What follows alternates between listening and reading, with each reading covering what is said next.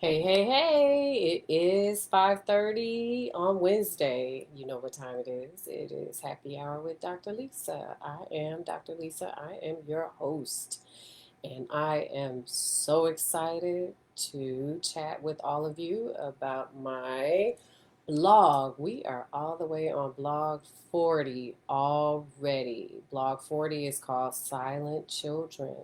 If you want to chime in, and join me live. You can do that on Podbean. I am also live on Instagram, both of my Instagram pages. One is public. You can get on that one if you want to see me talk about these stories live, or you can get onto Facebook. I am actually live on Facebook. I never do that anymore. You can also give me a call and ask me your questions, 765-205-1959, or you can email me at kidscansee@gmail.com. There is so much to talk about. I decided that I am going to talk about two topics before I even get to my blog. One of them is actually very similar to my blog, so that's a good thing. I was going to have questions about what happened between Will Smith and Chris Rock. So I am going to give you my opinion, and I hope you're ready. Not everything is attributed to mental health. I said that on my Facebook page. When something happens like this, many millions of people saw it happen, including me. And people want to attribute it to mental health. Although I have a love and passion for mental health, I do believe that some situations occur because in that moment, that's the way that that person felt. So unfortunately, Will was mad and he reacted, and that's my opinion. Now, could he have some deep rooted feelings because they've gone through so much? He probably can have that, or he probably does. But to me, there's no justification for putting your hands on someone, period. Um, and you don't go around battering people just because you're mad or just because you don't like what they said. That's the kind of stuff that we teach kids. We teach kids that it's not okay to put their hands on people. It's just not. And so if we all applaud Will for what he did, then why are we teaching kids that it's wrong to hit other kids? Why are we doing that? We are actually lying to children if we tell them, yes, it's not okay for you to do it, but I did it, right? It's okay for me to do it, for me to just go out and hit someone because they talked about me. Every day I have conversations with children about not reacting that way toward other children when they get mad. Now, I can accept that kind of behavior personally from a child. I could probably be okay with that if we were talking about 20-year-old Will Smith from West Philly. But we are actually talking about 54-year-old Will, who should have a sense of control at this point. What he did right was to finally apologize to Chris Rock. And that is my opinion about it. Chris Rock is a comedian. He was doing his job. Comedians talk about people. If you put your business out into the public eye, as Will and Jada have, then all bets are off with regard to what people say about you. If you are going to tell everyone publicly, for example, that you have an open relationship, was it wrong for it to be a joke at the Oscars? No. And he certainly didn't slap her. So when you put everything out on public display, especially on, people on Facebook always tell their business, and I will never understand that. You guys getting so personal on social media, but people do it, and then they get upset when people joke about it. In the grand scheme of things, that doesn't make sense. So they put their business out there. It's a free range for however people want to interpret it and talk about it. When it becomes the butt of a joke, you don't get slapped for it. And that was wrong. These are two grown men. I'm sure they've settled it by now. And I'm glad they did. And they apologized to each other. So we all have a duty to forgive. So I hope that they've forgiven each other and they've learned from this situation. But it is not okay to go out and slap folks just because they talk badly about you. It's immature and it's stupid. And that's my opinion. All right. I have people who have asked me a really interesting question, and I want this to be the second point of conversation that I have today. Um, I talk on this blog about children that see ghosts, okay? Visual, they see them, okay? I also have encountered children that have visual hallucinations, and there's a difference. What I don't talk about are children that actually hear voices. I had a question about that today from someone, and then I noticed a couple of comments and questions about auditory hallucinations. So I want you to know that I hear you, and I am actually probably going to write a blog this week about it to address it. There are people out there who are truly curious about, auditory hallucinations. And I want to make sure you know that I hear you and that I can go in the opposite direction of visual hallucinations and or children that can see ghosts, just to answer your questions in my blog. Do I have experience with children that have had auditory hallucinations? Absolutely. Probably less than children who can see ghosts, because it's really rare to come across a kid who has auditory hallucinations. And so I actually came across a child that way recently, and it reminded me that some of you have asked me about auditory hallucinations. So we're going to address that on Friday.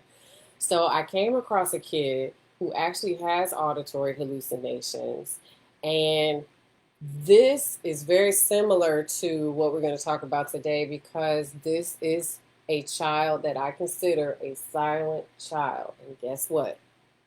I was the one person that this kid opened up to talk about auditory hallucinations. So that happened to me again, being that only person. And we all encounter situations where we're quiet, where we just don't tell a lot of people what's going on inside of us. And I have to tell you that I am one of those people, ironically, who is not as sociable right now at work, for example. I only have select people that I associate with because I'm more of an observer when I started a new job. Children sometimes keep a lot of things bottled up inside of themselves, just like we do as adults. That's what I'm doing right now. A lot of my thoughts and opinions and feelings, and also clinical experience, I'm not sharing with anybody right now. And so we sometimes live by the premise of silence is golden. Children do that too, but some of them for different reasons. So pertaining to children that can see ghosts, they get quiet, the ones that I've experienced, for different reasons. They don't always want to share with everyone that they have disability. Sometimes I think that's a good thing. I used to when I work with them, because not everyone will understand or believe them. And sometimes children will get teased and all kinds of other negative things because they let the world know that they have disability. So sometimes when I don't want to deal with things, I get quiet. There are times when I shut down because we're all human. Kids do the same things. So kids that are quiet, kids who actually saw ghosts but wouldn't tell anyone, kind of like one of the kids that I worked with who can hear voices, they shut down and they're quiet because they want to protect themselves from what they perceive as possibly getting hurt because they've shared it. I had a kid tell me, I just don't tell anyone. I don't talk about this stuff. I don't talk about my auditory hallucinations. I don't talk about, the ability to see ghosts. I just don't deal with it. I don't deal with it with other people. I keep it to myself. Now, here's the thing. These are difficult children to work with. They were very difficult for me. Children who open up and talk about their experiences are easier because you can kind of gauge their perspective, their feelings, their thoughts.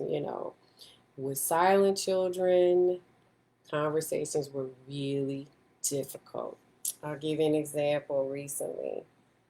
I had to pull and pry and twist and jump and entertain and manipulate to get all of this information from a child who has auditory hallucinations, for example.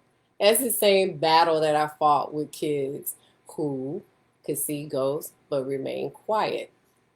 And so the silent children sometimes wouldn't even admit to seeing ghosts. Just like I knew that this kid had auditory hallucinations, I could tell after so many years and so much time working with nebulous children when kids can actually see ghosts. So it was all about their interactions and their behaviors around me. And that's what happened with a child who has auditory hallucinations. Obviously, you get training in psychology to know certain behaviors and certain conversations and certain answers to questions. We do get trained that way. The public likes to talk about how, psychology is a quack field. We're not scientists. This stuff is easy. Anybody can be a counselor. I had a car salesman tell me one time that he was actually a psychologist, and I wanted to choke him. Just because you listen to people doesn't make you a psychologist. Just because you're good at talking to people doesn't make you a psychologist. We are actually trained for years to understand these things. So when I saw certain symptoms in a kid who had auditory hallucinations, I knew exactly what was happening and thought to myself, this is a child who has auditory hallucination. Once we were done with the interview, I was absolutely correct. This is a child who had auditory hallucinations. So working with nebulous kids for so long, when they were silent children, I can almost observe them and see what they were actually experiencing, And ironically, they experienced some, or they had some of the same behaviors as children who would actually tell me, hey, I see ghosts. So I got pretty good at pulling out information with kids that wouldn't talk. That's what I want to say. And it's not something easy to do, and it's not something that I did pretty quickly, but it was definitely something that came over time. So here are a couple examples I'm going to share with you. And it's the same thing that a child did to me that has auditory hallucinations. So, being silent, staring at something, nodding of the head without thinking that I see them, or I saw them nodding their heads, looking as if something was talking to them in their ears. That's what the child who had the auditory hallucinations did. Looked as if he or she was waiting for answers, right? If I ask a question, waiting for answers, listening. You know how we look like, I'm demonstrating on Instagram, we look like we're listening to something? That's what these kids would do. And so, looking behind me is another one. Like, remember I told you guys that all of these kids saw angels behind me or around me or somewhere? A lot of these kids would look in the same direction as other kids who would tell me that there was an angel outside. So, for example, the angel in the tree. The kids who were silent would stare out the window at something in the tree, or they would stare behind me for a long time as if they were listening to something. Some of them would nod their heads. A child who has auditory hallucinations would stop after every sentence, get quiet, put the head down, and waited to answer. And I started to get suspicious just the same way I would get suspicious with these kids. I wish I can demonstrate it to you all. It's actually pretty fascinating. And so when you get around that several times over and over again, what happens is you develop your own way of assessing behaviors. And so that's what I would do. And then with a child who has auditory hallucinations, once they kind of start talking about the different voices that they hear, then you can start to build up what could be going on in your mind. For example, psychiatrically, for me it was very simple. How many voices can this child hear? Or is it a male voice? Well, what kind of behaviors are they telling this kid to do? What kind of commands? Command is a chief word that we think about. Is there one that's more dominant? And how many are dominant? Or how many are, trying to get this kid to behave violently? There are different things. And is there one that's the protector? There are different types of questions. And so when you kind of go through those questions and the kids answer them, if the child does, most of the older kids will answer you. It's the same thing I did when I encountered a silent child, a silent nebulous child, and when they really start to feel as if you're a safe person, as the child who heard voices did, then they really start to talk to you about how it possibly impacts their lives, which is what you want to go for, because you always want to assess how these things are impacting the child's daily living. Okay. And so the kid that had the auditory hallucinations is being impacted by the auditory hallucinations. And it is something that, is outside of the area of my expertise. So I'm going to go ahead and refer this child to someone else because that's what we do. So I will take care of this child until this child can start seeing someone else, because the auditory hallucinations are starting to impact his or her life or daily living. So there are certain buzzwords, and those same buzzwords, we can use for each child that we encounter for different conditions. So let's talk about child H, because child H is definitely a nebulous child who was silent and angry. And the funny thing is, I read through, I don't typically read through the blogs because I wrote them, so I know. And I also know what happened to me over the years, so I don't have to really go back and, sort through these blogs, excuse me, and read them before my podcast. But I really couldn't remember what we were going to talk about today. Chalk it up to age. And I went back and I glanced through this one and I said, child H, child H, child H, silent kid. And I clearly remember who this child probably is, but just in their 30s now, and what happened. So this was a kid who wouldn't talk to anyone. And so I needed to work with this child who was like a lot bigger than me, a lot stronger, right? And so this was an angry kid who would always sit in the window and just stare out the window, and would stare out at the trees and nod his or her head outside at the trees. And you could see that there was a conversation taking place, and it was around other people. So it just wasn't me, it was around other people. And it was in class, so when I would walk in there, I could still see it. When I would walk in there, I go, God, this kid is having some type of conversation with something, right? I wasn't as well versed with working with kids that can see ghosts, but I've had at this point I had enough of them to kind of recognize what was going on. And so I'm like, who is it? Oh boy, out of the tree. Oh boy, not in the head. Oh boy, who is this kid talking to? And so I had to think back. This was also the same place where I met um, another child who can see ghosts that I talked about in earlier blogs.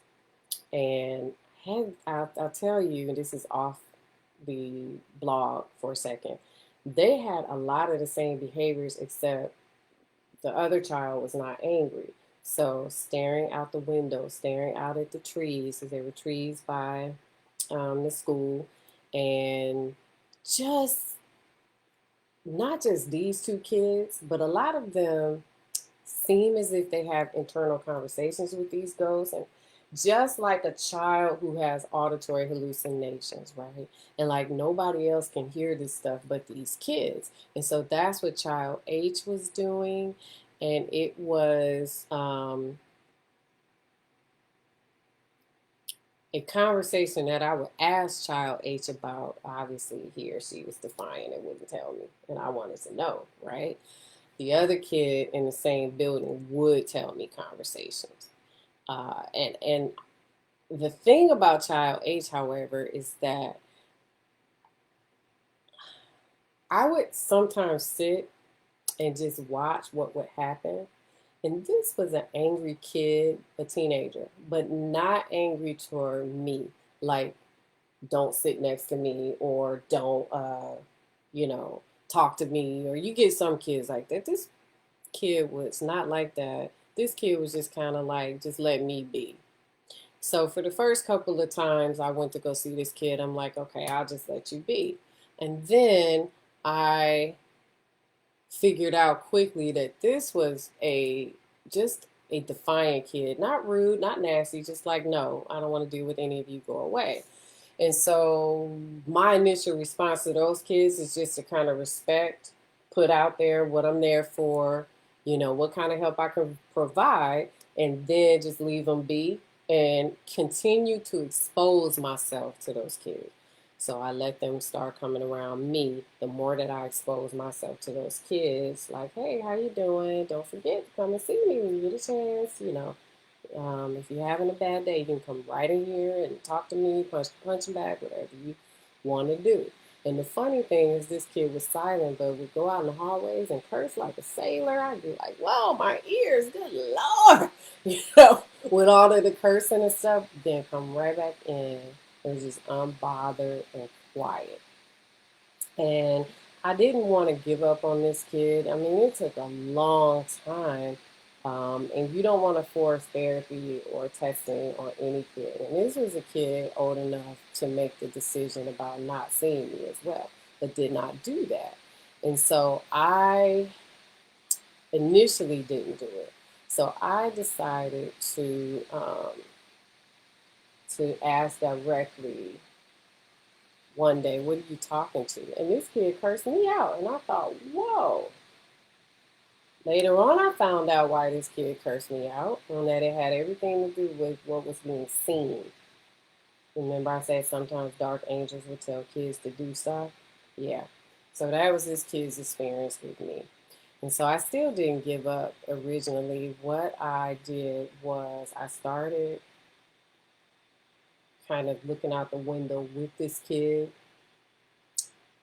saying, what do you see? What's going on? Just kind of push myself on this kid to find out what was happening, um, and if this kid could truly see ghosts. And I don't typically ask kids, hey, do you see ghosts? I don't do that. And I've already explained why I don't do that. But whatever was going on, I saw an increase in this kid's behavior and anger, an increase in it, not a decrease.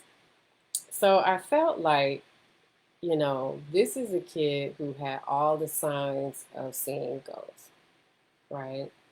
All of them, all of the signs and symptoms that I saw in other kids. including being in the hallways talking to something that wasn't there. I'm an observer of everyone's behavior. Always have been since I've been trained that way. That's how my advisor trained us. We had to do things like go to schools and stuff and watch kids on the playgrounds because to him, that was the best way for us to learn a child's behavior, even a group of kids, little boys roughhousing each other and stuff like that. And so I'm an observer of behavior because I've been trained that way. So I would sit back and actually watch this kid and watch what was going on. And I was like, you know, um, this is a child who can see ghosts, right? Now, over time, it didn't matter if this kid can see ghosts or not. You know why? Because he was defiant and would not cooperate. So at one point, you couldn't ask this kid anything. You couldn't ask this kid anything because this kid wouldn't answer you. So this kid escalated. I would say stuff like, "What are you looking at behind me?" "Nothing. Get the F out of here," stuff like that. And I'll go, "Okay. There is something behind me, you just don't want to tell me." So with a defiant kid, at times I could be more assertive with them, because you have to be, because you can't show weakness to these kids now. So I would get a little bit more assertive, like, "You are looking behind me. What are you looking at behind me? I'm right here. Look me in the eye." And see, that's not an assumption to that kid that they can see ghosts. That's more of a, "Why are you looking behind me? Look at me. Why are you looking in the corner? I'm right here. Look at me. Why are you staring out the window when I'm talking to you? Look at me. I want to talk to you. I want to help you." And then following something in the room, nodding the head, talking to me. I'm like, "Who are you talking to?" So honestly, this could have been a kid that had some mental health concerns. I don't know, because you know what happened? I was not able to see this kid anymore because this was a child who was legally able to say that she or he did not want services. And so, because that is a legal child, I had to go ahead and do what? Stop seeing this kid. Yep. So I called the mama and said, "Hey, I am so sorry. Your child is old enough to make the decision as to whether or not she or he wants to have therapy and psych testing. And I think your kid is just done with it, does not want it anymore. It's just over it." And so this mother was so disappointed. She was so upset. I said, "This child is looking around the room." Some of the things I just told you all. And I said, "And I just can't get a good feel, for what's going on, other than your kid doesn't want to work with me. Maybe I'm just not the right match. I'm not always matched well with anybody." And this mother said, "No, my kid sees ghosts. We've been talking about it for years." And I went, "I knew it. I knew it. I knew it." But this is a child who just did not want to work with me, right? And so sometimes if you are in this field of mental health, everybody will not want to work with you. Now, some of these kids that are tested all the time, this is why I'm on the side of giving kids a break every now and then. For example, special education students, you don't have to test them every 3 years. Some of these older kids have been tested every 3 years, and they're just so sick of it. That's the position that this kid was in. This kid was a senior in high school, getting ready to leave, and just said, "You know what? I'm just done. I don't want this anymore. I don't want testing. I don't need an IEP. I don't need accommodations, on the workplace. I'm not going to college, so I don't need accommodations on the college campus. I'm done with it. I'm done with you. I'm done with everything psychology. Goodbye," right? And so the mom was just really, really disappointed. And I told her, legally, I have no grounds to continue this. This kid just didn't want to do it. So, it was a tough time for me. Um, I tried to pull this kid out a couple of times, and some of you in this field will also do the same thing. And there are kids sometimes that we just can't reach. And that's a hard pill to swallow, because a lot of us who are in the helping fields, we want to help kids. But this child H was one that I couldn't do anything to um, get this kid on board, even positive encouragement. Because I think at one point, instead of testing, I said, well, then let's just talk to each other. Because what I was going to do was to do some anger management. Excuse me, there's a program that I like to use. Excuse me, I can't talk, guys. I'm sorry. To use for anger management. And that's what I was going to do with this kid since he was, his behaviors were um, declining. And, you know, all this kid wanted to do was to be done. Um, so this may have been like around this time of the year because I remember this was in St. Louis, and if I remember how the outside window looked where this kid sat, the trees had started to bloom. So so it was nicer outside, and all I recall is this kid wanted to terminate services, and it was a nice day, and the flowers and the trees were bloom, but it wasn't graduation yet. So it's probably around this time of the year. And because this kid hadn't graduated yet, you know, I really wanted to work with this kid, but the answer was no.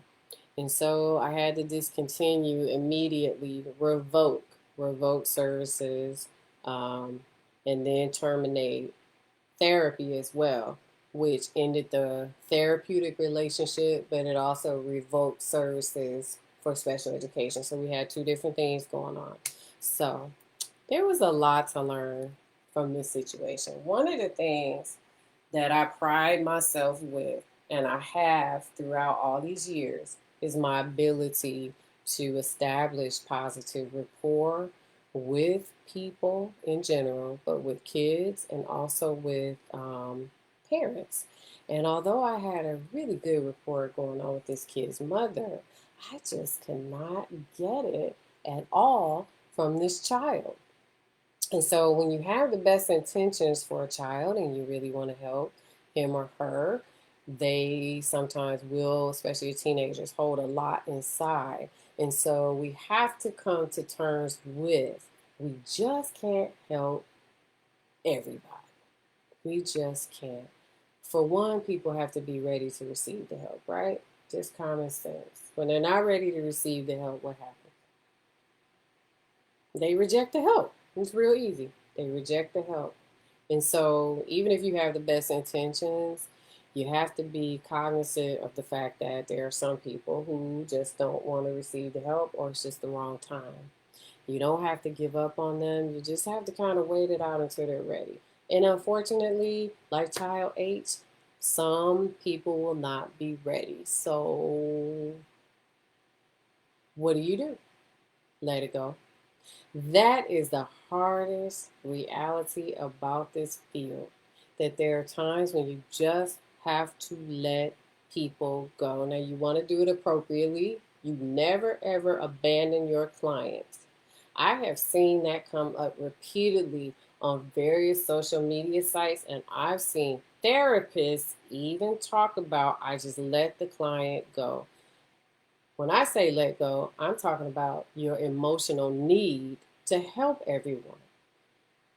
Even this child H, even though this kid didn't want services, I couldn't abandon him or her. I had to do it properly. I had to make sure the mother understood. Even though this kid was angry, I had to make sure there was an understanding there, and that we were revoking services, and that we were stopping therapy, and worked with that child probably no less than 45 minutes, making sure all of that was done. So you just don't want to abandon your client. Stop doing that. I see some of you guys talking about I just let them go, or I decided not to do it. If your clients abandon you, that's different. Child H abandoned me. But If you need to let a client go, even if it's something like your client is putting you in danger or harassing you, you have a right to protect yourself, and you don't have to see anyone who is putting you in harm's way, but you have to do it properly. So stop abandoning your clients. Don't do that to them. If you don't want to see them, you have to do a termination with them. Therapists know what I'm talking about. And so that was one thing, a couple of things that I learned with child age. I am positive that this kid saw ghosts. Um, I am aware of when something like seeing ghosts is occurring in a kid. When they are silent children, well, let me say this. There are times when I do tell kids to calm the noise, just stop telling people that you see ghosts. And I make them get silent about it. To me, as long as their parents were aware of it and they were safe and they weren't harming themselves, they aren't harming anyone else, no one's harming them, and they seem to be functioning well in school, those are the kids that I would kind of say, okay, I want you to be a silent child. I want you to stop telling everybody that you have the ability to see ghosts because society doesn't accept it yet. Sometimes for silent children, it was just too hard on them emotionally. Now, it was hard on kids that would tell everybody. They kind of had the same problem. So silent children would keep it to themselves. Kids that weren't silent, who would tell everybody, needed to become silent. That's kind of a difficult thing to think about because I said you want kids to talk. Well, you do, but not for the sake of, them being harmed because they're telling everybody they can see ghosts. The kids who were silent overall, as long as they were healthy, I was okay with it. They were kind of difficult anyway. The kids who were told, you have to quiet some of this, it was to help their mental health as well. Here's what would happen sometimes to these kids. They would share their experiences with their families about seeing ghosts, and some of their families wanted to celebrate it. I told you guys before, oh, do you see my deceased grandmother? Or my mom passed away. Do you see grandma? Or, I haven't seen my father in 30 years since he passed away. Is he here? And then kids would go, Halloween, are the ghosts coming out? And how cruel kids can be and teasing them. So unfortunately, there were times with nebulous kids that I would have to tell them, hey, I need you to not tell everyone about this. You don't have to disclose to the world your business. You just don't. So you can be silent about this and healthy as well. And so when you have challenges with being quiet about it, I want you to come and talk to me about it and talk to your parents about it or anyone you trust. You may not be able to go wave a flag in the middle of the school hallway and say there's a little girl down the hallway floating around. Kids can be cruel. So as long as their mental health improved, or I felt as if they were safe and comforted and their parents knew, I was okay with teaching some of these kids to remain silent. On the other hand, when kids didn't want to tell anybody, and not even me sometimes, yet I would see them decline, then we had to work on it. So I hope that's clear, because there are two different, situations here. Again, one where the kids were silent overall, and another when I had to tell them to shut it down a little bit. There were plenty of kids who would either tell their parents or they would remain silent about it. It just depends. Like I met a person who has auditory hallucinations, you know, who didn't tell anyone. Then I've met some kids who have visual hallucinations, which are different than seeing ghosts, and then auditory hallucinations, then kids who actually can see ghosts and they tell their parents. So it just depends on the kid, you know. Um, and some kids do have significant mental health concerns on top of hearing voices, on top of visual hallucinations, on top of, their ability to see ghosts. So you really have to be savvy to really pull out what is happening to a child's mental health. Um, and then sometimes I would work with the parents only to try to get them to help their kids talk about their experiences seeing ghosts when the parents knew. So sometimes their attempts were rejected as well. So here's what's funny, when I would encounter silent children who told me, well, that was the hard part, they would tell me that they wouldn't tell their parents. I would try so hard to get these kids to tell their parents, and they just wouldn't. Now, I didn't disclose it because remember, that's not something that needs to be disclosed. That is not a harm to themselves as long as it wasn't a harm to other people, somebody harming them. Something that would make me go ding, ding, ding, ding. We got to disclose this legally to the parents, or if they want to harm someone else, to the person that they're going to harm, and the police, stuff like that. So as long as we were in a situation where the kids were okay, they just didn't want to share it, I had to keep it to myself. You can't disclose it. However, if I had a just cause to disclose it, like if a dark angel or something told a kid to jump off a cliff tomorrow, of course you disclose that kind of stuff. And you have to disclose that stuff legally. When the kids, silent kids, or kids in general, when they finally did open up about these things, guess what happened? Their mental health improved. Why? Because they were getting it off of their chest. I saw a kid smile today who shared, I haven't smiled in a long time because I have somebody to talk to this stuff about now. No one believed me, and I didn't trust anybody to tell, you know? And so they feel better. They feel like a weight has been lifted off of them. Excuse me. It is perfectly fine to start thinking of other ways to get these kids to talk to you. I had a kid a couple of weeks ago that I had draw some stuff from me just out of the blue because it was very difficult for this kid to express the type of visions seen. This was another kid that I got to talk about on my blog. I haven't talked about this child yet. There were pictures drawn because one of the ghosts was so scary to this kid that describing it made this kid scared again. And so it was easier to just kind of draw it out. So what you have to do is you have to come up with ways to get kids to talk to you. I love having kids, even teenagers, draw things for me. It's all about trial and error with kids. So you never know what will work. With silent kids, it's the luck of the draw.